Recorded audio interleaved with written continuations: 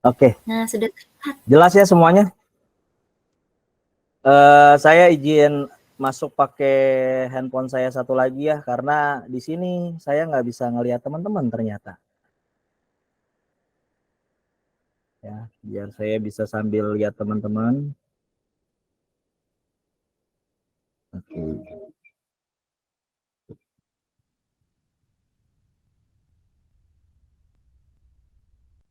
Ah,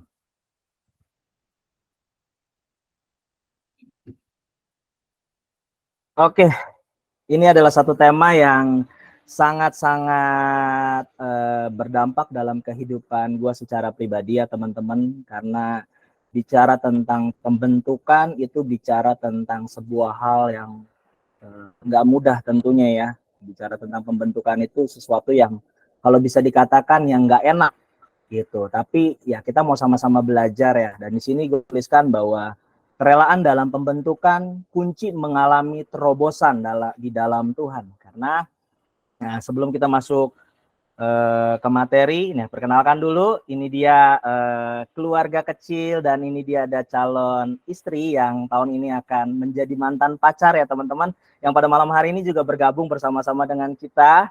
Ya ini keluarga kecil gua yang kalau bisa dikatakan yang cowok satu ini yang kecil itu ada ponakan, jadi gua 4 bersaudara, gua laki-laki satu-satunya yang paling ganteng di antara perempuan yang cantik-cantik ini. Dan ini pasangan gua yang sudah menemani cukup lama dan panjang sekali perjalanan kita. Ya, jadi inilah sepintas tentang pengenalan background gua ya, teman-teman. Aduh, udah lama nggak sharing secara online, jadi agak sedikit deg-degan. Terus juga karena biasa kalau khotbah kan atau apa ketemu langsung, jadi ada interaksi. Kalau ini kan bener-bener kayak bicara di depan layar. Jadi mohon maaf ya teman-teman kalau ada keserimpet-serimpet kata-katanya. Nah, ini dia kita masuk ke satu pembahasan, tidak ada keberhasilan tanpa adanya penyertaan dan tidak ada penyertaan tanpa adanya kerelaan. Ya, teman-teman, tidak ada keberhasilan tanpa adanya penyertaan dan tidak ada penyertaan tanpa adanya kerelaan. Penyertaan di sini adalah penyertaan Tuhan tentunya atas kehidupan kitanya. Jadi kalau misalkan tidak ada satu keberhasilan di dalam hidup kita ya, apapun yang kita capai, apapun yang kita miliki saat ini itu adalah bukti dari penyertaan Tuhan dalam hidup kita. Tentu kalau misalkan kita mau disertai tapi di dalam diri kita tidak punya namanya kerelaan, maka sulit untuk kita dapat penyertaan Tuhan. Nah, bicara tentang sebuah pembentukan, teman-teman semua, pembentukan itu bisa disebut sebagai sebuah proses untuk menjadikan sesuatu ya. Sedangkan kerelaan itu sama dengan arti kata rela, artinya tuh ikhlas, bersedia atau kesediaan. Ada sebuah kerelaan yang kita berikan dari apa yang kita alami ya teman-teman. Nah, kerelaan itu sangatlah penting karena jika pembentukan tidak diiringi dengan kerelaan, maka yang timbul itu adalah pemberontakan. Ya, kalau kita nggak ada kerelaan di dalam sebuah pembentukan, maka yang timbul hanyalah pemberontakan.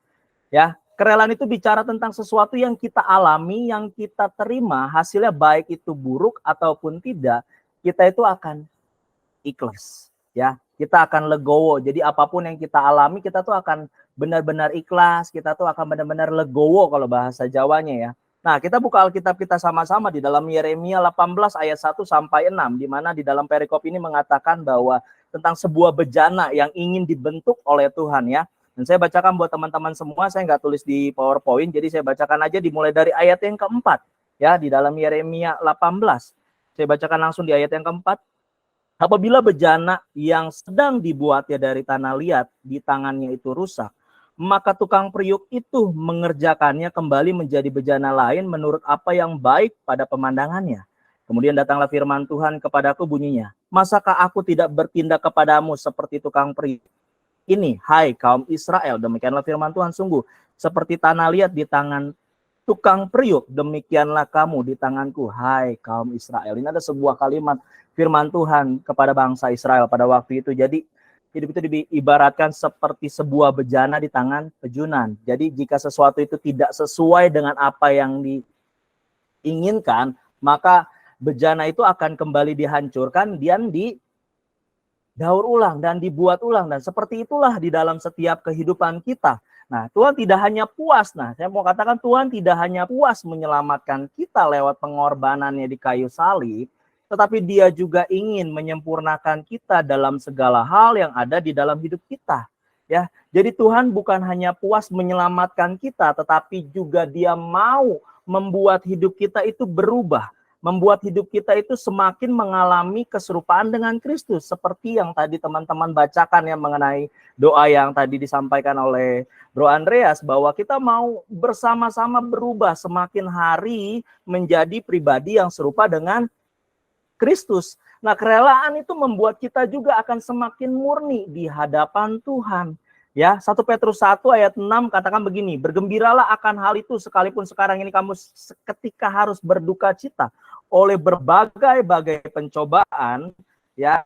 Maksud semuanya itu ialah untuk membuktikan kemurnian imanmu, ya. Jadi teman-teman, sekali lagi maksud dari apa yang kita alami, ya, pencobaan-pencobaan yang kita alami itu tujuannya untuk memurnikan iman kita, agar kita semakin di hadapan Tuhan itu tidak ada lagi hal-hal yang menjadi sebuah menjadi sebuah hal-hal yang kita pertahankan, tetapi yang benar-benar kita buka itu di hadapan Tuhan sehingga kita semakin murni di hadapan Tuhan. Dan ada banyak sekali tokoh Alkitab yang banyak melewati masa pembentukan yang tidak mudah dari Tuhan.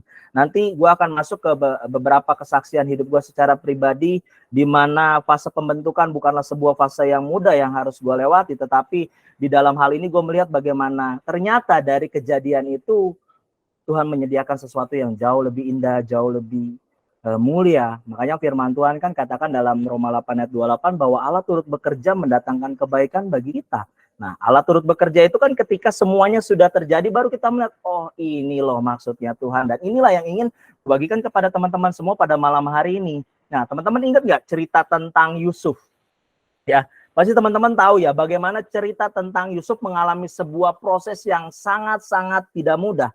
Ya, kalau teman-teman baca di dalam Kejadian 37 itu dimulai bagaimana cerita Yusuf dengan saudara-saudaranya, ya, sehingga dia mengalami begitu berat. Kalau bisa dikatakan waktu kita mengalami di posisi Yusuf, mungkin belum tentu kita bisa dengan rela mengalami fase seperti itu tentunya, ya. Tapi kita bisa belajar bagaimana Yusuf memiliki sebuah kerelaan, memiliki sebuah respon yang benar sehingga Yusuf itu mengalami banyak terobosan demi terobosan. Sampai hingga pada akhir hidupnya kita sama-sama tahu Yusuf menjadi apa? Menjadi seorang yang dipercaya untuk memerintah di Mesir. Dan inilah hal yang luar biasa. Itulah kunci dari sebuah kerelaan.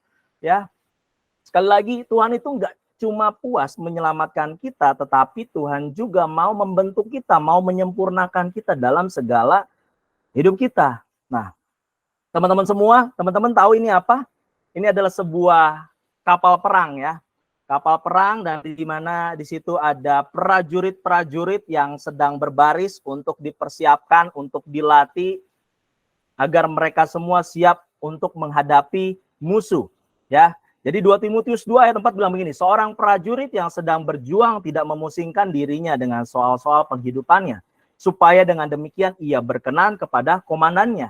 Artinya teman-teman semua, nah, dari setiap apa yang teman-teman lihat, ya, misalkan contoh prajurit-prajurit ini, itu membutuhkan sebuah kerelaan untuk dia bisa dibentuk, untuk dia bisa menjadi seorang prajurit yang terampil. Kenapa? Karena teman-teman bisa bayangkan kalau teman-teman pernah dengar cerita tentang bagaimana pelatihan seorang tentara, seorang prajurit, itu benar-benar nggak mudah. Nah, gue pribadi pernah waktu dulu zaman sekolah SMA itu pernah ikut yang namanya LDKS, ya teman-teman. Jujur itu bener-bener nggak enak banget waktu itu di daerah Sukabumi kalau nggak salah. Itu dilatih kayak apa ya, menjadi seorang yang lebih kayak didisiplin dan lain sebagainya lah. Intinya waktu itu di asrama polisi. Jadi pada waktu itu bener-bener dari awal pertama kali kita datang, gue masih ingat banget itu SMA kelas 1. Itu benar-benar dari awal datang udah harus baris. Udah begitu baris teman-teman, terus kan itu karena udah siang, waktunya makan siang. Makan siang itu benar-benar kita diwaktuin, dan waktunya itu nggak lama, cuma 10 menit. Ya, 10 menit jadi selesai nggak selesai, waktunya udah habis, itu kita harus berdiri. Benar-benar harus tegak, teman-teman. Makanan yang kita makan tuh harus ditinggalkan. Habis nggak habis ya udah harus ditinggal.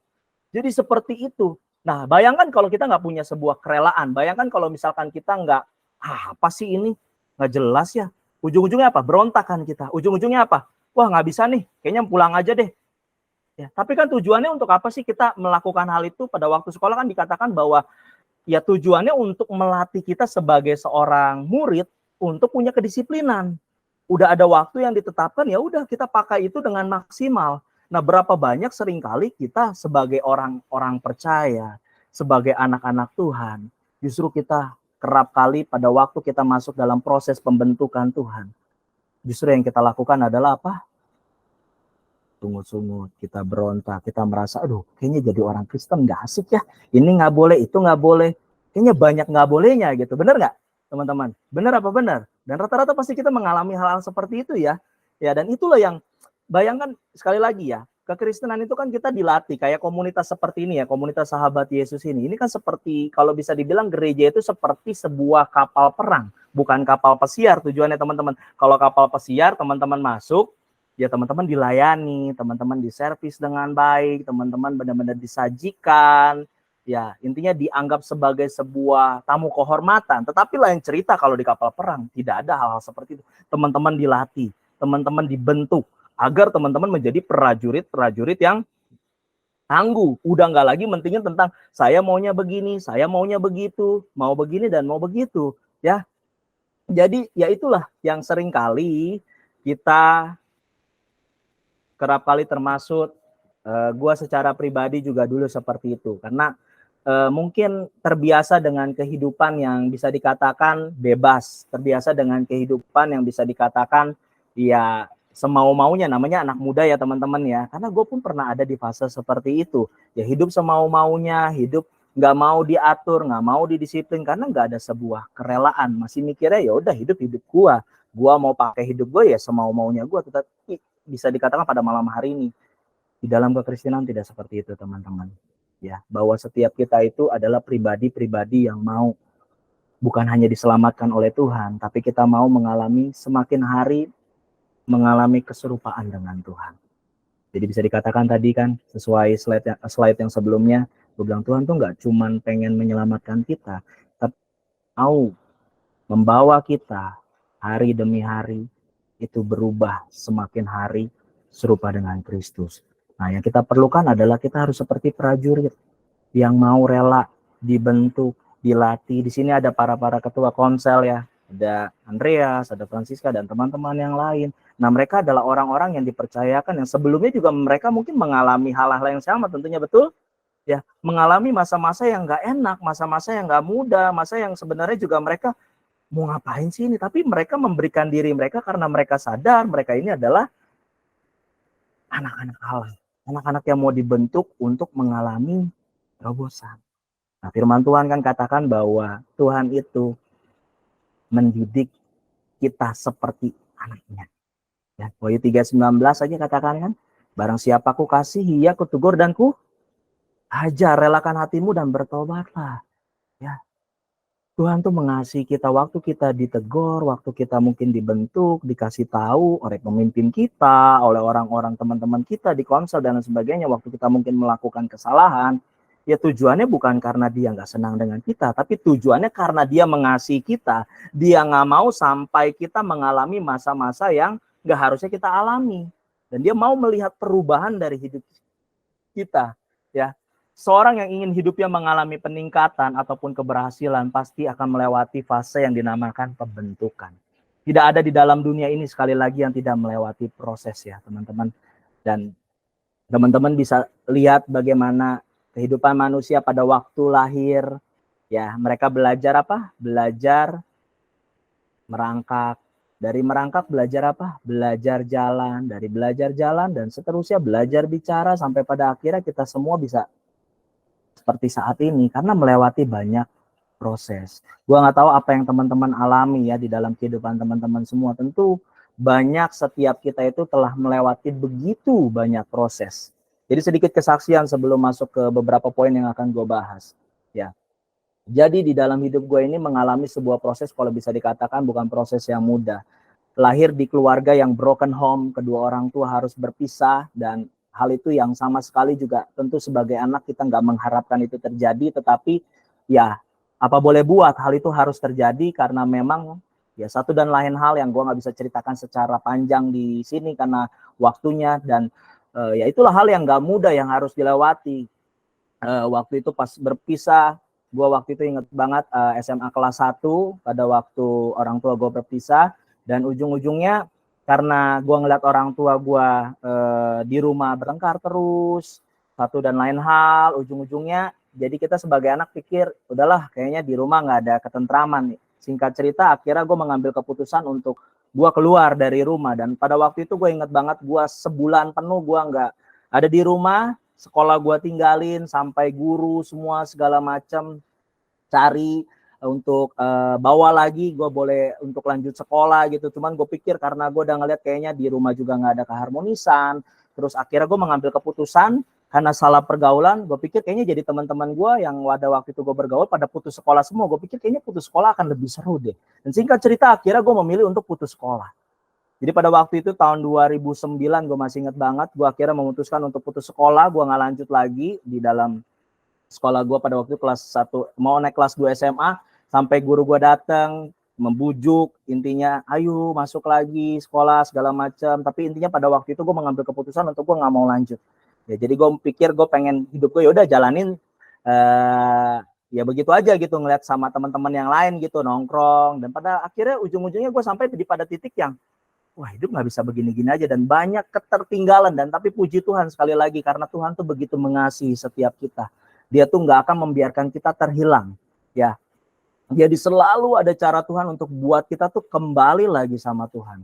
Pada momen itu gue inget banget, akhirnya gue nggak lanjut sekolah, gue harus berhenti di SMA kelas 1, tapi puji Tuhan oleh kemurahan Tuhan di 2015, 2016 kalau nggak salah, gue akhirnya lanjut untuk ambil paket C, dan gue memutuskan untuk ambil kuliah di Seminari Battle. Kalau teman-teman tahu, mungkin Andreas kenal ya sama Alvin Kurniawan, atau Francisca juga kenal.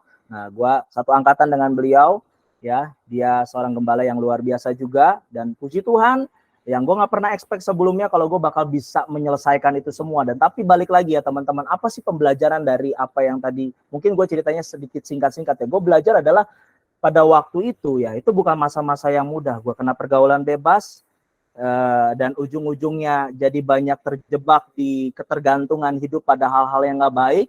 Dan singkat cerita ya, gue cuma merasakan di situ apa, pas terakhir di 2015 akhir gue bertobat, Tuhan tuh benar-benar berbicara, 2015 awal, artinya 2014 akhir itu udah masa-masa penjelang pertobatan ya teman-teman.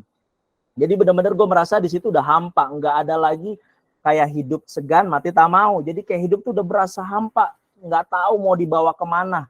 Kayak ibaratnya udah nggak ada masa depan, sekali lagi udah nggak ada harapan kayaknya buat melanjutkan hidup gitu, kayak udah nggak ada semangat. Tapi pada waktu itu gue inget banget momen di saat itu adalah orang tua gue, nyokap gue khususnya, karena gue cukup dekat dengan nyokap, dan nyokap adalah orang yang kalau bisa dibilang cukup setia dengan Tuhan ya, walaupun mengalami berbagai macam proses. Makanya gue belajar banyak tentang kerelaan dalam pembentukan itu, benar-benar melihat dari pribadi nyokap yang benar-benar dia rela gitu mau untuk dibentuk walaupun mengalami proses yang juga nggak mudah. Dan pada waktu itu akhirnya gue memutuskan untuk gue mau coba untuk balik lagi sama Tuhan. Karena pada waktu itu gue benar-benar kalau bisa dibilang cukup lama juga meninggalkan Tuhan, gak ke gereja, walaupun secara nama Yohanes. Kadang-kadang gue sampai berpikir nama Yohanes itu terlalu berat, ya. Karena kalau nama Yohanes teman-teman udah tahu, orang pasti mikir orang apa? Kan gak mungkin kalau namanya Yohanes orang seberang. Tapi kalau orang bilang nama Yohanes pasti udah langsung asumsi orang-orang adalah orang Kristen. Dan gue sama sekali itu gak gitu suka dengan nama Yohanes pada waktu itu ya teman-teman. Disingkat cerita akhirnya gue memberikan sebuah kerelaan untuk diri gue mau dibentuk. Dan pada akhirnya hari ini bisa berbicara di depan teman-teman semua. Mungkin kalau pada waktu itu di 2014 akhir gue nggak mengambil keputusan untuk gue bertobat, mungkin nggak akan ada hari ini. Ya, mungkin nggak akan bisa berbicara seperti ini. Dan mungkin gue nggak tahu udah ada di negeri anta beranta kali atau beda planet dengan teman-teman semua, gue nggak tahu. Tapi itulah hebatnya Tuhan kita. Yang terpenting apa sih intinya, ya itu dia punyai kerelaan. Saya mau dibentuk. Yuk sama-sama katakan di kolom chat, saya mau dibentuk. Ya, ketik di kolom chat mungkin saya mau dibentuk. Ya. Selama proses yang kita jalankan dengan benar, teman-teman ya, maka hasilnya dari Allah pasti tidak akan pernah mengecewakan. Kita ingin memiliki kedewasaan rohani. Kadang kita berkata seperti itu ya, Tuhan, saya mau punya kedewasaan rohani. Tuhan, saya tidak mau emosi lagi. Ya, kita mau dibentuk ya, kita mau belajar mungkin yang dahulunya kita, ya mungkin ada yang lebih buruk dari gua, ya teman-teman semua, gua nggak tahu masa lalu teman-teman seperti apa, atau ya teman-teman mengalami fase apalah di masa lalu. Mungkin teman-teman belajar, aduh gue udah gak mau lagi emosian, atau gue udah gak mau lagi keterikatan dengan misalkan pornografi, atau mungkin gue udah gak mau lagi mengalami fase ya apapun itulah, emosi, berkata-kata kasar. Ya mungkin kita akan mengalami satu fase pembentukan, justru Tuhan akan membawa kita kepada orang-orang yang mungkin membuat kita emosi, membuat kita jadi ya itu benar-benar fase yang dimana pembentukan Tuhan tuh kadang-kadang begitu. Waktu kita ingin belajar untuk kita tidak emosi, justru Tuhan akan membawa kita kepada orang-orang yang justru membuat kita malah bikin tambah emosi. Ya. Itulah yang fakta yang terjadi. Nah, pada waktu itu juga sama. Waktu gue bertobat, teman-teman. Sekali lagi ya, waktu kita bertobat itu, keadaan itu nggak berubah. Tapi yang Tuhan rubah itu sikap hati kita. Ya. Pada waktu itu, waktu gue bertobat, orang tua gue nggak kembali pulih. Ya. Tapi gue belajar melihat segala sesuatu dari sudut pandang Tuhan, dan semua diubahkan gitu, sikap hati dan lain sebagainya. Nah, pada waktu itu juga sama.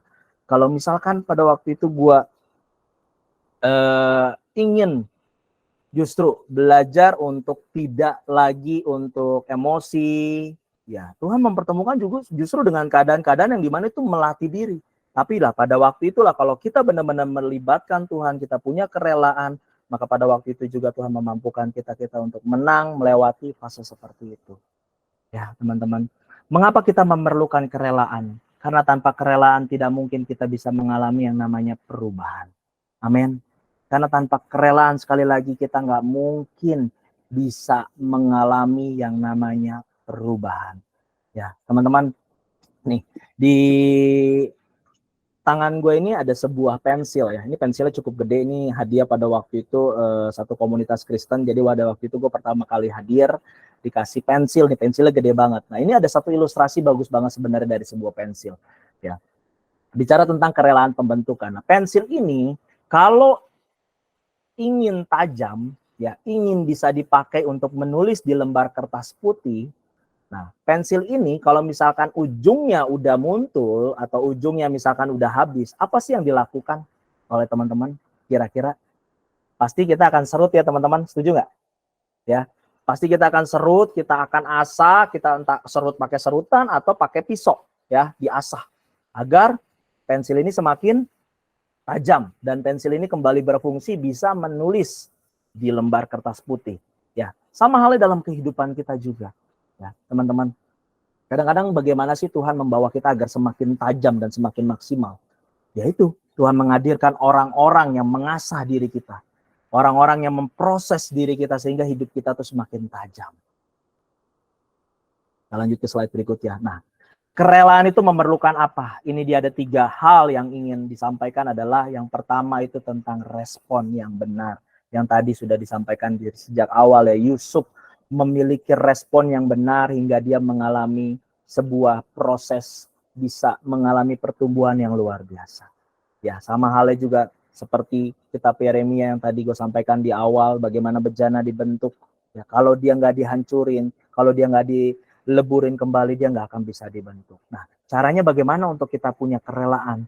Ya, caranya ini harus kita belajar perlu punya respon yang benar. Ayub 1 ayat 21 bilang begini teman-teman. Dengan telanjang aku keluar dari kandungan ibuku. Dengan telanjang juga aku akan kembali ke dalamnya. Tuhan yang memberi, Tuhan yang mengambil. Terpujilah nama Tuhan. Ini sebuah ayat yang kalau dibaca berkali-kali itu luar biasa. Ya, teman-teman juga tahu kisah Ayub seperti apa, ya, mengalami begitu banyak pencobaan. Ayub itu pribadi yang apa? Yang saleh pada waktu itu. Pribadi yang takut akan Tuhan. Jadi jangan katakan bahwa ketika kita dekat dengan Tuhan, kita nggak akan mengalami namanya pencobaan. Ya, waktu kita mungkin rajin pelayanan, kita rajin ibadah dan rajin apapun itu, dan kita mengatakan bahwa kita akan jauh dari masalah. Tidak, teman-teman. Ini buktinya apa? Ayub, orang yang saleh, orang yang jujur, orang yang diberkati Tuhan. Tapi dia pun bisa mengalami sebuah masa yang nggak mudah. Kadang-kadang gue suka berpikir, waduh kalau jadi Ayub sih belum tentu loh. Belum tentu bisa tetap percaya sama Tuhan. Kenapa? Karena itu benar-benar sesuatu yang berat loh. Anak-anaknya diambil, hartanya habis, ya istrinya ninggalin dia, teman-teman sahabatnya juga nggak ada buat dia. Bayangkan teman-teman kalau pada waktu itu ya mungkin bisa aja loh Ayub memilih untuk tidak percaya lagi sama Tuhan. Tapi kita bisa belajar dari apa yang tadi gue sampaikan. Bahwa Ayub benar-benar memiliki sebuah respon yang benar dalam sebuah pembentukan yang Tuhan izinkan ia harus alami ya. Itu bukan fase yang mudah, tapi dia mampu melewati itu dengan punya respon yang benar. Jadi apapun yang hari ini teman-teman alami, ya memasuki awal dari 2024, kita nggak berasa 2023 sudah berlalu, kita masuk tahun yang baru, ayo kita belajar sama-sama punya respon yang benar. Kita punya sikap hati yang benar, yaitu menunjukkan satu kerendahan hati. Karena apa? Tanpa ada kerendahannya hati, kita nggak mungkin sekali lagi bisa dibentuk. Ya, ada Abraham, ada Yusuf, ya, ada Musa juga, ada Ayub. Mereka adalah orang-orang yang rendah hati. Ada Daud juga, ya, orang-orang yang rendah hati yang mau dibentuk ulang. Daud pada waktu ditegur sama Nabi Nathan bagaimana? Dia mempunyai kerendahan hati. Dia mengakui kesalahan dia dan dia bertobat. Coba kalau misalkan dia tidak memiliki kerendahan hati, teman-teman. Apa yang akan terjadi? Mungkin Alkitab akan mencatat hal yang berbeda tentunya ya. Tentu nama Daud belum tentu ditulis. Ya, tetapi kita bisa lihat sama-sama bagaimana kerendahan hatinya dia. Ya, Abraham ya, kalau misalkan pada waktu itu dia mau memilih untuk enggak percaya sama janji Tuhan, tidak mau rendah hati, ya mungkin juga dia nggak akan pernah menerima janji Tuhan dia akan menjadi sebuah bangsa yang besar. Ya, kalau dia nggak mau rendah hati. Ya, Ayub sama juga yang tadi dikatakan kan, bahwa kalau misalkan dia nggak mau punya kerendahan hati, terus dia merasa diri dia sudah menjadi orang yang dekat dengan Tuhan, dia terus marah dengan Tuhan dan lain sebagainya. Mungkin lain lagi ceritanya teman-teman. Tapi waktu dia punya kerendahan hati, tapi waktu dia punya kerelaan hati untuk mau dibentuk, Tuhan memulihkan semua keadaan. Apa yang sudah teman-teman alami saat ini? Sudah belum kita punya respon yang benar? Ya, sudah belum punya kerendahan hati? Karena apalagi dua hal ini tuh bukan hal yang mudah. Setuju nggak teman-teman? Ya, dua hal ini bukan hal yang mudah untuk kita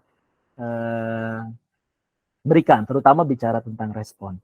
Ya, itu benar-benar satu hal yang sangat tidak mudah. Tapi pada malam hari ini kita mau sama-sama belajar bagaimana kita punya respon yang benar, kita punya kerendahan hati, dan yang terakhir kita punya kepercayaan penuh sama Tuhan. Ya, jadi kita mau benar-benar melihat bahwa segala sesuatu yang terjadi di dalam hidup kita ini, Tuhan itu turut bekerja. Ya, ayat yang awal gue bagikan teman-teman kan Roma 8:2 bahwa Allah itu turut bekerja. Ya, coba teman-teman bayangkan flashback kembali kehidupan teman-teman pada waktu dulu. Kok bisa ya sampai di posisi ini? Kok bisa ya bisa sampai hari ini? Itu kan adalah sebuah hal yang Tuhan pimpin. Ya, sampai hari ini teman-teman ada di posisi sekarang itu karena apa?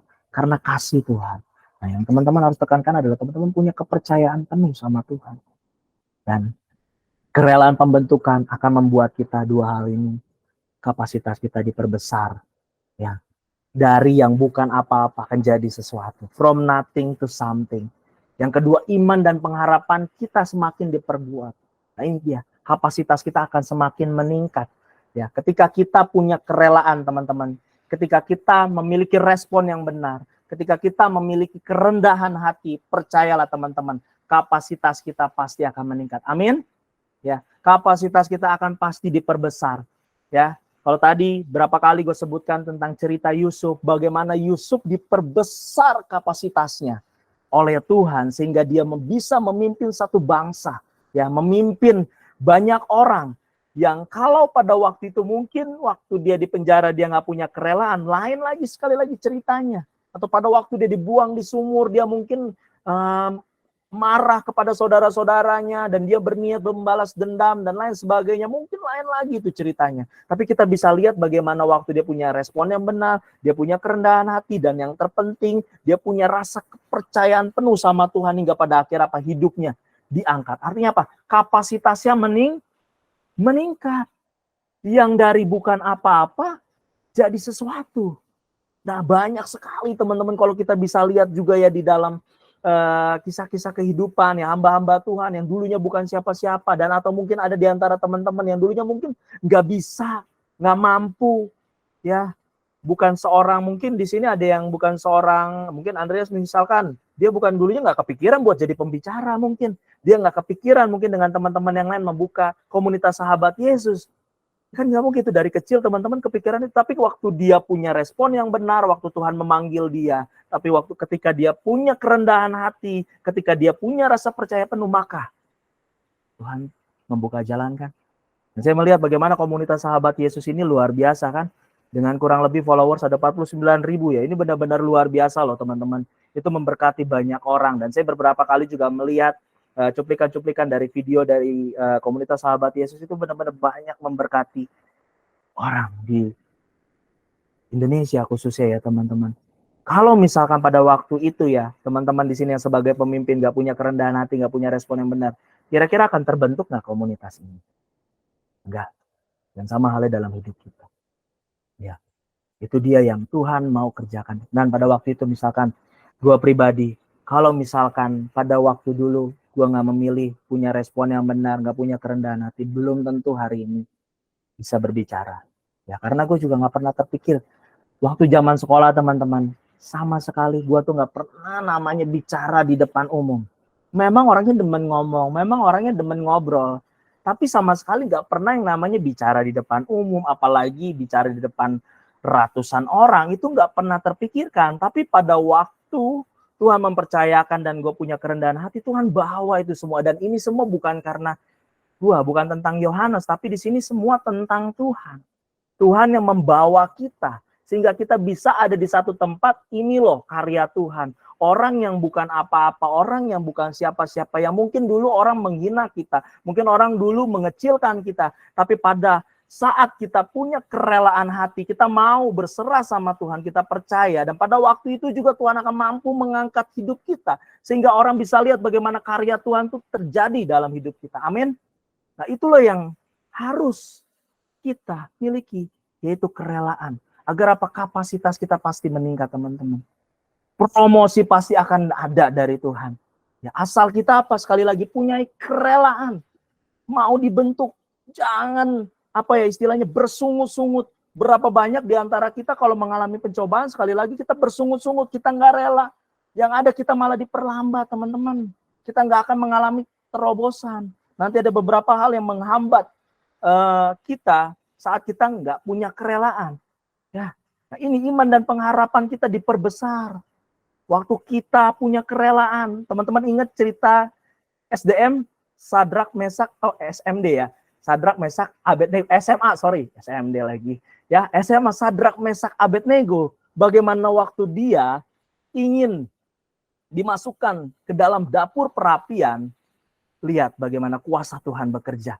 Sehingga pada waktu itu Raja Nebukadnezar bisa menjadi percaya sama Allah yang disembah oleh SMA. Ya, iman dan pengharapannya semakin diperkuat karena melihat bagaimana tuh Tuhan berkarya dengan luar biasa, menunjukkan bahwa ini loh Tuhan yang disembah. Asalkan punya apa? Kerelaan.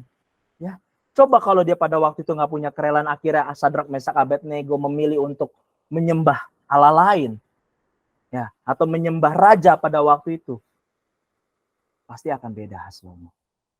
Pasti imannya malah bukan semakin diperkuat, yang ada ya dia nggak akan melihat mujizat Tuhan. Nah, tapi kita bisa lihat bagaimana ketika kita punya respon yang benar, percayalah iman kita semakin bertambah, iman kita semakin dimurnikan. Nah, melepaskan sesuatu yang baik menurut kita untuk mendapatkan yang terbaik dari Tuhan, ya. Melepaskan sesuatu yang baik, ya. Kadang-kadang mungkin ada hal yang kita rasa ini baik, ini milik kita, ya. Sehingga kita nggak rela untuk melepaskan itu, ya. Kita nggak mau kalau ini dilepaskan nanti bagaimana kitanya, ya. Tapi terkadang Tuhan itu mau minta kita melepaskan yang baik untuk mendapatkan yang terbaik, ya, mendapatkan sesuatu yang jauh lebih indah, jauh lebih mulia, ya, dari yang sebelumnya. Tapi kalau kita nggak mau belajar melepaskan itu, bagaimana Tuhan bisa memberikan yang terbaik buat kita, ya.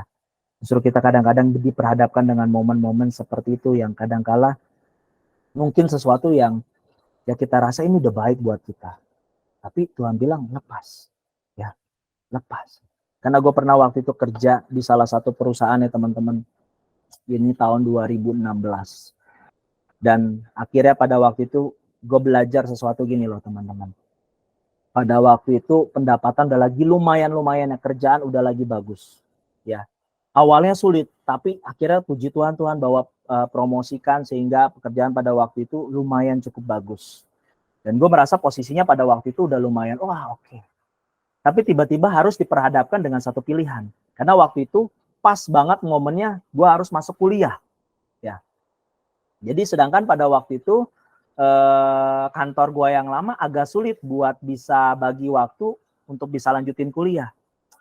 Tapi momen pada waktu itu sebenarnya hati tuh lagi bergejolak, ya.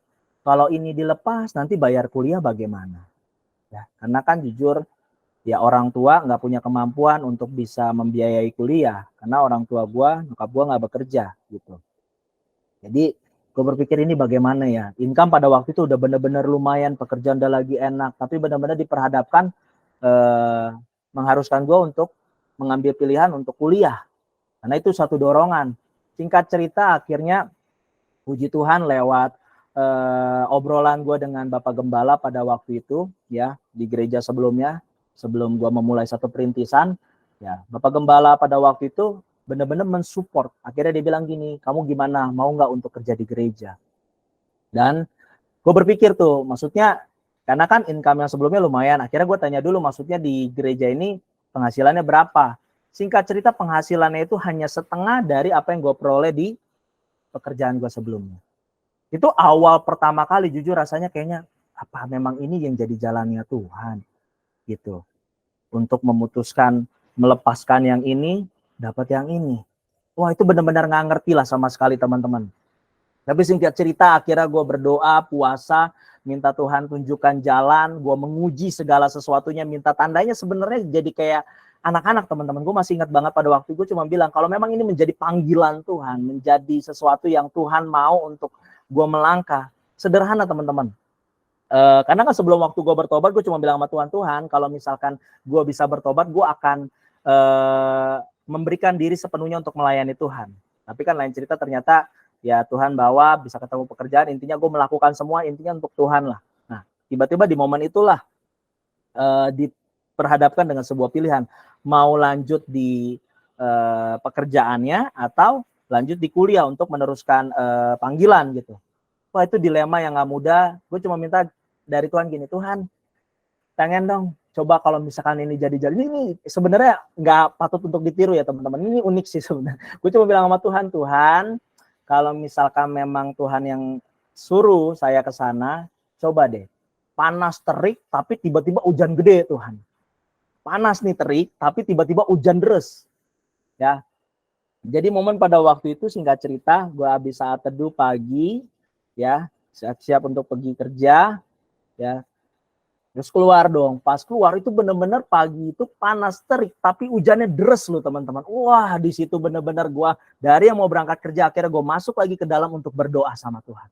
Dan dari detik itu juga akhirnya gue mengambil keputusan untuk oke, gue akan terima tawaran dari Bapak Gembala untuk kerja di gereja. Ya singkat cerita akhirnya gue bicara dengan pimpinan di perusahaan pada waktu itu. Pimpinan perusahaan pada waktu itu cuma bilang apa? Aduh, ini gara-gara kebanyakan main sama hamba Tuhan nih. Jadinya kepengen jadi hamba Tuhan. Pernah nggak teman-teman digituin? Nah, mungkin Andres pernah digituin nggak? Ini gara-gara kebanyakan main sama hamba Tuhan nih. Jadi pengen jadi hamba Tuhan mungkin. Francisca dan teman-teman lain mungkin ada hal-hal yang seperti itu ya kan. Ini kebanyakan mungkin main di gereja atau apa jadi so suci dan lain sebagainya. Pada waktu itu gue ingat banget pimpinan gue bilang begitu. Coba pikir-pikir kembali deh Jo. Dia manggil gue Jo ya pada waktu itu. Dia bilang pikir-pikir kembali. Jangan istilahnya mengambil keputusan terus menyesal di kemudian hari. Karena dia kasih tahu, lu kalau mau jadi hamba Tuhan lu singkirin lah semua. Punya rumah, mobil bagus, atau apapun lah dia bilang intinya. Jadi hamba Tuhan itu dia bilang, lu benar-benar harus siap.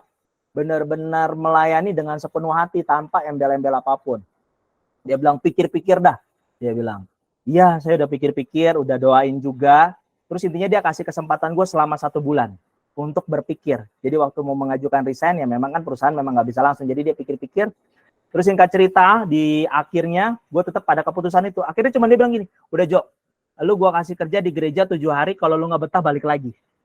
Gitu. Dia cuma bilang begitu, kerja di gereja 7 hari, kalau nggak betah balik lagi. Tapi singkat cerita, akhirnya pas mengambil keputusan itu gue bilang, enggak, ini. Cuman gue nggak tahu dah maksud Tuhan apa, intinya gue belajar buat yaudah, ini kan satu pekerjaan yang bisa mensupport waktu gue untuk kuliah ya. Puji Tuhan pada waktu itu akhirnya gue mengambil keputusan untuk full timer di gereja selama kurang lebih hampir 3 tahun ya, ada di gereja berbagai macam bidang gua coba di situ, dari yang namanya bersihin toilet, dari yang namanya siapin kursi, itu benar-benar belajar sepenuh waktu menjadi seorang hamba loh teman-teman. Dan itu mengalami, dan gereja itu kurang lebih 5 lantai, 4 lantai lah ya. Wah itu benar-benar sesuatu yang gak mudah ya. Yang ekspektasi itu pertama kali gue kerja di gereja, gue mikirnya gini teman-teman, wah di gereja pasti tiap hari kerjaannya besuk orang. Ini ekspektasi teman-teman, kerjaannya tiap hari konseling orang. Ternyata Tuhan tuh mengizinkan untuk sesuatu yang mau dibentuk ulang ya. Diajarkan sebuah kerelaan itu. Jemaat sebelum ibadah, misalkan ibadah minggu kan waktu itu mulai 6:30. Jam 4:30 pagi gue pasti udah sampai di gereja untuk memastikan kursi semua aman. Pada waktu ibadah kedua itu kan sekitar jam 9 ya. Ya, ibadah 1 selesai, wah memastikan semua tuh toilet bersih, kalau belum bersih kita bersihin. Dan itu momen-momen yang gak akan pernah gue lupa, tetapi itu diajarkan sebuah kerelaan teman-teman. Bayangkan pada waktu itu sebelumnya gue mengambil keputusan untuk full timer ya, itu pekerjaan gue udah lagi enak-enaknya teman-teman. Bahkan pada waktu itu gue masih ingat banget, Jo ayo dikit lagi nih, nanti dari kantor gue bakal fasilitasan lo kasih mobil. Gue masih ingat banget. Tapi jujur teman-teman, sekali lagi gue cuma belajar untuk taat sama panggilan Tuhan. Ditawarin itu gue bilang enggak, kan gue manggilnya pimpinan gue pada waktu itu manggilnya kok enggak kok, pokoknya udah keputusannya ini. Tapi pas sudah masuk teman-teman, benar-benar itu rasanya ya, padahal udah dapetin sesuatu yang baik loh. Bener nggak? Kalau secara kasat mata baik nggak? Ya, baik ya, pekerjaan udah lumayan pada waktu itu gaji sebulan udah 2 kali, awal dan akhir. Jadi itu nggak ada istilah tanggal tua, tanggal muda, nggak ada tuh, benar-benar di awal gajian, di akhir juga dapat lagi. Jadi benar-benar di posisi yang nyaman. Tapi pada akhirnya gue memilih untuk melepaskan sesuatu yang baik untuk mendapat yang terbaik dari Tuhan. Walaupun mungkin nggak se-ekspektasi yang bagaimana, tapi puji Tuhan, apa yang dahulu ya gue korbankan, Tuhan balikan semua loh. Tuhan kembalikan semua dan Tuhan tidak pernah berhutang. Nah itulah, kadang-kadang kita dibawa dalam posisi seperti itu, mau nggak sih kita rela? Mau nggak sih kita lepaskan apa yang menjadi hak kita? Yang kadang-kadang kita udah peroleh itu setengah mati, kita udah kerja keras, tapi Tuhan bilang lepasin. Lepasin. Coba, belum tentu teman-teman. Dan itulah momen yang benar-benar yang gue bisa bagikan kepada teman-teman semua adalah ya hal seperti itu. Sama seperti Abraham. Ya, teman-teman ingat kisah Abraham? Waktu dia mau keluar dari tanah Ur Kasdim, dia harus melepaskan atau meninggalkan semua apa yang dia peroleh pada tanah dia sebelumnya. Ya, dia orang yang lumayan loh pada waktu itu. Tapi dia lepasin ke negeri yang Tuhan gak tahu mau bawa kemana. Tuhan sih memang janji dia mau jadi bangsa yang besar. Tapi berapa lama Tuhan menggenapkan itu? Lama, teman-teman. Ya, kira-kira kalau kita jadi Abraham, wah kita mungkin bisa bilang, mana ini Tuhan? Teman-teman di sini ada yang nonton nggak kemarin film yang His Only Son ya? Ada yang nonton? Itu film bener-bener bagus sekali. Ya, itu di akhir film bener-bener gue air mata gue sampai netes, gue bilang, wow luar biasa ini film. sangat-sangat memberkati. Dan itu benar-benar bukan di fase yang mudah. Ya, Sarah pada waktu itu juga udah komplain. Mana janji Tuhan? Sampai ujung-ujungnya dia putus asa, dia kasih kan uniknya dia untuk ini sama Abraham. Ya. Nah, berapa banyak di antara kita seperti itu ketika kita menantikan mana ini Tuhan, katanya Tuhan mau panggil saya, kok ikut Tuhan jadi menderita sih? Kok ikut Tuhan jadi susah sih? Kok ikut Tuhan jadi begini begitu? Artinya kita mulai memberontak, teman-teman. Ya, artinya kita mulai khawatir. Tapi percayalah, ketika kita berani melepaskan sesuatu yang baik menurut kita pasti mendapatkan sesuatu yang terbaik dari Tuhan. Amin. Ya, inilah ya akhir penghalang dalam pembentukan. Yang pertama itu khawatir. Ini nih musuh paling penting, teman-teman. Ya, musuh yang paling istilahnya kalau bisa dikatakan rasa khawatir, takut. Waduh, ntar gimana nih? Ya, kalau misalkan mengalami ini ntar gimana nih? Ujung-ujungnya apa? Jadi kompromi. Ujung-ujungnya apa? Jadi bersungut-sungut. Ya, bangsa Israel adalah salah satu contoh bagaimana yang benar-benar sulit banget untuk rela waktu dia dibentuk. Ya, Tuhan tuh sampai bawa dia tuh benar-benar ini negeri yang bangsa yang luar biasa, tegar tengkuk, teman-teman, susah dibilangin. Ya, khawatir bagaimana udah enak di Mesir kan pada waktu itu nggak kekurangan dan lain sebagainya, tiba-tiba dibawa keluar kesusahan padang gurun. Bilangan 32 ayat 13 bilang begini, teman-teman. Sebab itu bangkitlah murka Tuhan kepada bangsa Israel sehingga ia membuat mereka mengembara di padang gurun 40 tahun lamanya sampai habis mati segenap angkatan yang telah berbuat jahat di mata Tuhan. Kalau kita khawatir, kalau kita takut, ujung-ujungnya itu akan membawa kita kepada namanya kompromi. Ya. Jadi mikir, waduh ini bisa nih Tuhan, susah nih. Contoh kita kerja udah sekian lama. Ya, gaji kita mungkin segitu-gitu aja. Ya, ini pengalaman dari beberapa teman yang sering dilihat, apalagi waktu dulu gue pernah kerja sebagai seorang marketing juga. Itu benar-benar di masa-masa yang gak mudah, teman-teman. Jadi kita tahu ya, maksudnya kita kerja ada gaji segala macam. Terus tiba-tiba gini, kalau misalkan kita mau, karena waktu itu gue kerja sebelumnya yang sebelum full timer kerja sebagai marketing, kalau mau masuk ke dalam satu perusahaan itu harus ada yang namanya fee, harus ada yang namanya biaya entertain, ya. Jadi dia sempat tuh tawarin, Pak kalau mau masuk, jadi gue waktu itu sempat tawarin ke salah satu perusahaan yang cukup sangat besar, dan si purchasing cuma bilang begini, Pak kalau mau dapat PO dari kami dapat bagian berapa, gitu. Wah, jujur pada waktu itu tuh benar-benar dilanda dilema. Dan itu perusahaan yang sangat besar, kalaupun itu goal, itu pasti hasilnya besar. Ya, satu sisi pada waktu itu baru mulai kerja. Ya, artinya butuh uang dong, ya, butuh penghasilan ya. Jadi, wah, benar-benar di situ dilanda dilema, tapi puji Tuhan, benar-benar oleh kemurahan Tuhan. Gue cuma sampaikan gini, Pak, kalau memang barang saya bisa dipakai, silakan Bapak beli. Tapi saya nggak mau pakai cara-cara, misalkan ya contohnya mengasih fee dan lain sebagainya, saya nggak bisa Pak. Gitu. Memang harga saya sudah segini, kalau Bapak mau paling nanti saya diskon. Dan diskon itu harus masuk ke perusahaan. Dan akhirnya gue diskusikan dong dengan pimpinan pada waktu itu. Dan pimpinan pada waktu itu cuma bilangnya begini, Jo harus bisa bedain mana yang marketplace, mana yang rohani. Wah itu benar-benar sesuatu lah teman-teman. Ya, sesuatu banget. Nah, balik lagi, makanya kita perlu berhati-hati di dalam masa-masa seperti ini. Ya, mungkin pada waktu itu kalau misalkan orientasi gue kepada uang, mungkin gue akan mikir, oh ya udah boleh. Tapi ingat sekali lagi, kekhawatiran itu menjadi sebuah penghalang waktu kita ingin mengalami promosi dari Tuhan. Ya. Bangsa Israel kalau misalkan pada waktu itu dia mau pergi ke negeri yang Tuhan janjikan, kan sebenarnya kurun waktunya nggak lama. Kalau menurut itu ya peta ya, itu bisa ditempuh dalam waktu yang singkat. Tapi akhirnya dia mengembara berapa puluh tahun teman-teman? Berapa puluh tahun? 40 tahun. Karena apa? Karena dia tegar tengkuk. Sampai Tuhan tuh mau binasain semuanya. Sampai Tuhan tuh udahlah. Murka Tuhan tuh udah benar-benar sampai ke ubun-ubun kalau bisa dibilang. Ya. Karena saking tegar tengkuknya tuh bangsa Israel.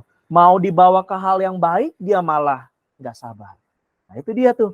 Trauma masa lalu juga bisa menjadi satu penghalang kita dalam pembentukan.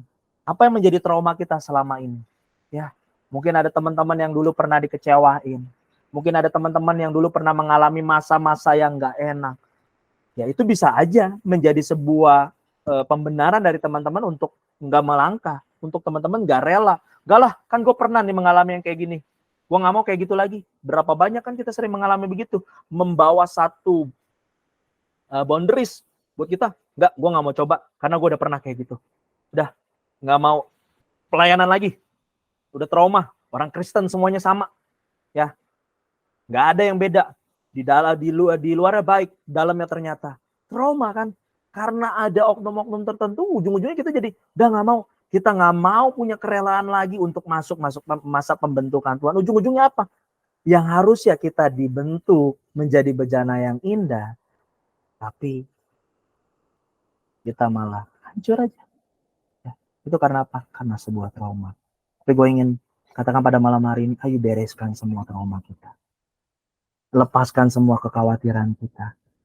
Yang ketiga, tidak sabar. Ya, tidak trauma, khawatir, nggak sabar. Ya, tadi kan bersungut-sungut. Teman-teman juga kalau baca di dalam Bilangan 32, ya, di mana Harun kan pada waktu itu Musa lagi berdoa. Harun akhir ujung-ujungnya apa? Karena tuh bangsa di bawah menunggu, ini mana Musa nggak balik-balik. Ujung-ujungnya apa? Dia membuat sebuah lembu. Ya, yang dimana Tuhan murka lagi. Ya, mau binasain akhirnya Musa yang negosiasi sama Tuhan. Nah, berapa banyak juga kita gitu. Ya, karena kita nggak sabar, kita rasa ini lama, ya. Ya, kita jadi pilih jalan-jalan pintas. Yalah, nggak apa-apa lah. Kompromi itu sekali lagi nggak apa-apa lah. Nggak dapat jodoh. Usia udah mau berapa? Ya, yang lain udah pada punya jodoh nih. Saya belum nih. Ya udahlah Tuhan. Yang gak seiman juga nggak apa-apa deh. Ya, nggak apa-apa deh. Ya, kompromi tidak sabar karena nggak tahan untuk wah teman-teman yang lain udah pada punya pasangan, si A si B udah pada nikah. Ujung-ujungnya apa? Ya udahlah. Ya, kayak sekarang kan zaman ada dating apps. Baru kenal udah, ya udah yuk pacaran. Ayo nikah. Banyak sekali teman-teman gue yang mengalami ujung-ujungnya pernikahan mereka hancur. Karena apa? Ya itu nggak sabar. Cuman karena apa? Karena pengen biar nggak dianggap apa ya sebutannya ya, jomblo tua atau apalah intinya ya. Jadi ujung-ujungnya udahlah, nggak pikir panjang, ya kompromi dan lain sebagainya. Hingga pada akhirnya apa? Hancuran. Dan yang terakhir, berpikir bahwa semua udah selesai. Ini adalah penghalang juga. Makanya gue suka banget perkataan almarhum Pastor Raditya Oloan, dia bilang apa? Di masa akhir hidupnya, jangan kasih titik kalau Tuhan masih kasih koma. Jangan pernah berpikir semua udah selesai. Belum, teman-teman. Ya. Teman-teman di sini sebagai anak-anak muda, belum selesai. Rencana Tuhan belum selesai atas hidup kita. Malam hari ini teman-teman ada mendengarkan ini, berkumpul sama-sama memuji, menyembah Tuhan. Artinya Tuhan mau untuk kita sama-sama belajar, untuk sama-sama kita punya kerelaan. Dan Tuhan mau merancangkan sesuatu yang indah buat diri kita. Amin. Ya, itu dia. Bahwa penghalang dari sebuah pembentukan adalah hal-hal ini. Ayo koreksi diri kita. Sama-sama katakan, saya nggak boleh khawatir. Sama-sama katakan, saya nggak boleh trauma. Sama-sama katakan, saya harus sabar. Dan sama-sama katakan, saya tahu rancangan Tuhan indah dan waktu saya belum selesai. Amin. Ya, jangan berpikir udahlah Tuhan, kayaknya udah selesai. Saya mau mati aja. Jangan begitu ya teman-teman ya. Ya, tapi ingat teman-teman tuh sesuatu yang indah di mata Tuhan. Dan ini dia, teman-teman tahu ini burung apa? Ini burung apa teman-teman? Bukan burung beo ya teman-teman ya. Ini adalah burung Raja Wali. Ada yang tahu nggak kira-kira burung Raja Wali itu kenapa gua menampilkan ini? Karena burung Raja Wali itu kalau kita bisa searching ya teman-teman, waktu itu gue lihat satu video itu luar biasa banget. Ya, ternyata burung elang. bukan burung Raja Walid, teman-teman. Burung elang, sorry ya teman-teman ya. Burung elang itu atau burung kalau salah elang ya. Itu adalah burung yang paling panjang dari burung manapun. Ya. Intinya. Burung elang itu hidup sekian lama hingga dia tuh mampu hidup 70 tahun. Jadi waktu itu gue dengar satu video, gue bilang ini bagus banget, singkat cerita. Ternyata buat burung elang itu buat sampai ke usianya 70 tahun, dia harus melewati sebuah fase yang berat di usianya yang ke-40 tahun. Ya. Jadi ini kisah yang sangat-sangat menyadarkan gue. Karena pada fase itu dia akan mencari satu tempat untuk istilahnya tuh merecovery dirinya dia, dan itu bukan hal yang gampang karena banyak hal banget yang harus dia lakukan ya. Jadi karena pada fase itu cakarnya mulai panjang ya, setelah 40 tahun tuh cakarnya mulai panjang, bulunya mulai lebat sehingga dia cukup sulit untuk bergerak. Nah, pada fase ini hanya ada dua pilihan, mau mati atau bertahan hidup burung ini. Ya, waktu yang panjang selama 150 hari dia melakukan transformasi, teman-teman. Dan harus berusaha keras untuk terbang naik ke puncak gunung yang kemudian membuat sarang berhenti di sana sampai transformasi berlangsung. Jadi dia nih harus cari tempat yang tinggi buat dia tuh bertransformasi. Ya, buat dia tuh bisa melanjutkan kehidupannya dia. Karena pilihannya cuma dua. Kalau dia mau sampai umur 70 tahun, ya di fase 40 tahun ini dia harus mengebaskan semuanya. Ya, karena sekali lagi tadi bulunya udah mulai lebat, moncongnya udah mulai panjang, dan dia udah sangat keterbatasan untuk bisa terbang. Nah, lalu di fase berikutnya itu burung elang itu akan mematuk paruhnya pada batu ya teman-teman. Itu dipatuk, jadi dihancurin biar paruhnya yang panjang itu balik pendek. Jadi harus patuk terus tuh. Terus sampai semuanya terlepas. Kemudian dia baru berdiam beberapa lama untuk tumbuh paruhnya. Nah, dan jika kalau udah tumbuh, baru dia mencabut cakarnya satu demi satu, teman-teman. Dan ketika cakarnya udah mulai tumbuh, baru dia mencabut bulu-bulunya. Namun ketika fase itu selesai, ya lewati 5 bulan setelah itu, ia baru dapat terbang kembali dan melanjutkan hidupnya selama 30 tahun. Ya, itu sebuah fase yang panjang ya. Kita bisa belajar dari sebuah burung elang ini. Kalau teman-teman penasaran, teman-teman bisa searching di YouTube, itu benar-benar menyadarkan, membuat satu wah ya. Burung aja seperti itu untuk dia bisa kembali bisa terbang, melewati proses yang gak mudah ya teman-teman. Itu benar-benar bukan proses yang gampang buat dia bisa melewati itu. Itu rasa sakit buat ngegetok-getokin moncongnya dia untuk istilahnya kembali untuk bisa dia efektif lagi, bisa makan lagi ya. Mungkin karena moncongnya kepanjangan, dia makannya juga jadi susah. Terus untuk dia cabutin bulu ya teman-teman, bisa bayangkan kan, kita aja kalau cabut bulu kita sakit nggak? Otomatis burung ini juga kalau cabut bulu sakit. Nggak enak. Tapi nggak ada pilihan, karena ini yang bisa membuat dia terbang kembali. Ya. Nah, kadang-kadang Tuhan tuh izinkan hal-hal yang berat harus kita lewati. Agar setiap kita itu menerima sesuatu yang jauh lebih baik dari Tuhan. Tadi yang gue katakan kan, bahwa kita harus siap melepaskan sesuatu yang baik untuk dapat yang terbaik. Ya, melepaskan bulu-bulu tuh kayak elang itu, burung itu melepaskan semuanya itu nggak enak banget, tapi itu buat kebaikan dia, untuk dia bisa terbang kembali. Dalam hidup kita juga apa ya sih yang Tuhan mau saat ini untuk kita lepaskan? Ya, gua nggak tahu apa yang teman-teman saat ini pertahankan, sesuatu dosa kah atau apakah yang masih teman-teman genggam erat-erat, yang masih teman-teman tutupi, yang mungkin pemimpin teman-teman nggak tahu selama ini teman-teman berbuat itu.